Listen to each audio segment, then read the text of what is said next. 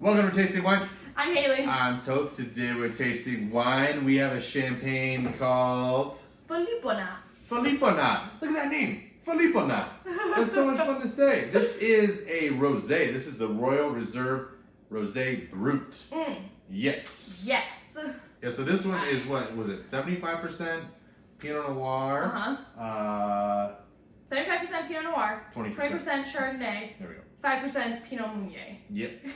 Look at this. This is a beautiful peach color. This is really cool. Very nice. Wow. We want to like more more rosés, and this one was recommended to us at a wine shop. So I don't know if we're the biggest rosé fans. I don't think it's really sparkling rosé. We want to. Yeah, I'm really trying. I know that I am definitely the stubborn one when it comes to rosé. Because we love Pinot Noir. Yeah, I really love Pinot Noir, and the sommelier that was there was like, you know what, I don't really like rosé either. He's like, but this sparkling rosé I really enjoy, and I would say it's the best sparkling rosé I've ever had. So, all right. So we'll say, okay. We'll see. Okay, yeah, well. What do you think? It's, I'm not really picking up on too much, like strawberries for sure. Yeah, definitely a lot of strawberry, a little bit of lemon zest. Strawberries, there's like some definitely some red berries in there, some red fruit, maybe some raspberries. And then it has this, oh, there we go. When you give it a little swirl, it starts to come around. It's got this underlying, like, soft butter kind of smell to it. I got a little orange in there. And some creaminess. Yeah, it definitely has a lot of fruit. I mean, it's got a lot of fruits, and I think it still has, like, a lot of that toasty, not too much toasty, but more like butter and cream kind of noses to it, which I really like that so far. Yeah, it kind of smells like a classic Brut champagne with those like toasty buttery sort of notes, and then just a little bit more like fruit forward. I get a little bit of orange, lemon zest, kind of peachy, a little bit of strawberry. I think it's really pleasant. Yeah, no, it smells really, really nice. What is this 1522? Oh, so what is that? I just tried it, I'm just, like, still like going on over here. So they first started grape growing, the Philipponnat family, in 1522 in the heart of Champagne.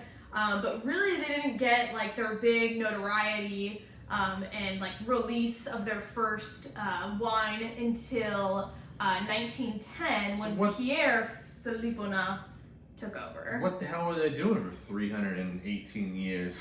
You know, who just knows? Chilling? What, like? I think they were growing, probably selling their grapes to everyone else, and then Pierre took over and was like, "No, we're gonna be a huge house." And then now Charles Philipponnat, he took over in 1999. Yeah. And he is still there today as the head of the house. Yeah. Okay. So definitely very well established.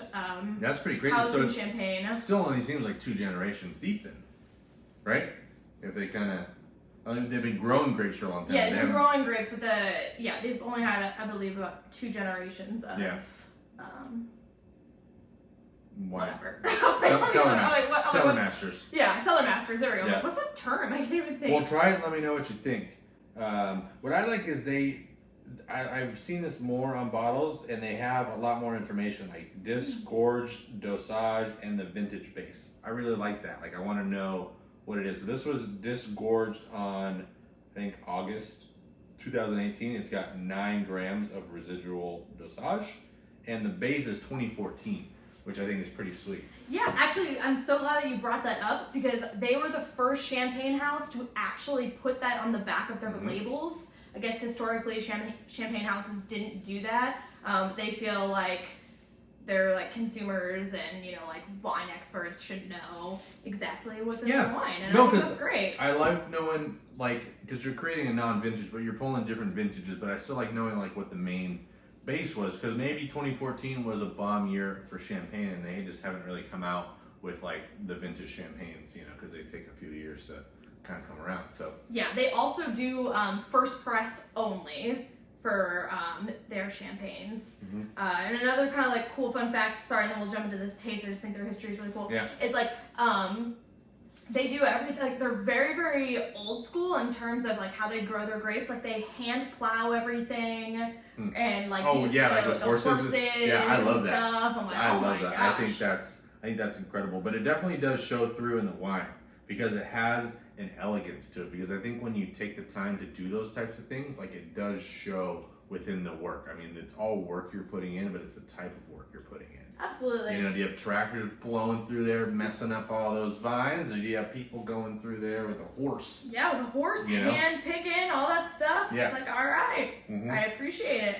Taking like 3-4 sips of this, and I still can't get a grasp of it. I know. Okay, I was Yeah. hoping that you were gonna be able to say something. Yeah, no, I can't get a I grasp don't of know. it. I feel like this is one of those champagnes where like a lot of, I mean, like Dom Perignon, like the best glass is the last glass. Mhm. You know, because they do need a little bit of time to open up. Not all of them, but some of them. But I feel like this needs time to open up for sure, because Yeah, I would it's agree. just like soft strawberries, some minerality, but there is some complexities on the end, and the finish is super, super long. Like this is Right. still on your tongue, but I'm trying to figure out what it is, because it's like a tartness Mhm. with some strawberries and some minerality. So I think this is going to have like a lot of elegance and complexity, but I don't know how long you have to wait for all those things to keep showing around. So it's like, do we wait and, you know, have a second glass with it? I just don't know. Oh, we'll always have a second glass because we need to. Yes. I think that this would benefit probably from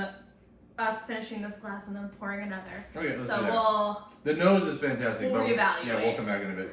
This is the second glass. I think I have something to say, but I want to see if this has... Let's hope you have something to say. The taste hasn't really changed, but it's more... I feel like this is a little too cold too. But I feel like this is a wine that has like depth Mhm. and length and complexities, but it doesn't have much like flavors. It's more of a wine of structure and substance, Mhm. which I don't know if I've ever really had a wine that's like that has more of the structure and the depth and the length and all of those things, rather than like, oh, it's berries, it's, you know, cherries, it's cream, it's pie, whatever it is, you know. Yeah. But I kind of like that. This is super good. It's super good and refreshing. Absolutely. Is it worth what we paid for it for a rosé for us? I don't know. I think we might have to get to the third glass to like figure that out. I still think it's really, really good. What do you think?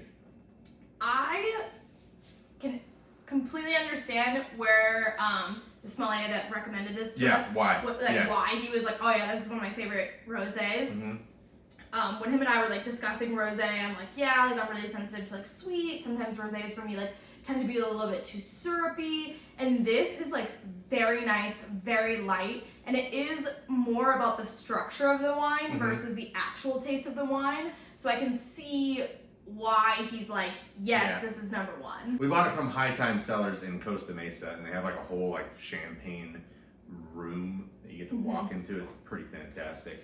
But yeah, this, I mean, I really like the wine. Would I buy it again? I don't think so. That's not because it's bad. That's just because I would want to try something else with them. Actually, I take that back. I would buy it again. Yeah, I think I'd buy No, it again. I would for sure buy it again. You're right. Yeah, I would buy it again, because this is, I would say, the best rosé we've ever had.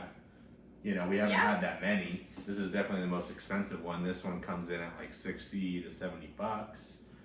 So it is a little bit pricier, but Mhm. Pinot Noir in Champagne is this, I guess, a more expensive grape to grow. I don't know. They charge a higher price for Pinot Noir based champagnes. But yeah, thank you for joining here at Tasting Wine. Have you ever had Philipponnat? It's a new label for us. It took us a while to figure out how to pronounce it, but that's fine. Yep. But make sure you get out there and taste some wine. Let us know what you're trying. Let us know what we should try next. If you have any other champagne recommendations or sparkling wine recommendations, throw them our way. We have a new Instagram, Tasting Wine Official. And other than that, make sure you get out there and taste some wine. We'll see you on the next one. Cheers. Cheers. Philipponnat. Philipponnat. Such a fun word to say. Mm-hmm.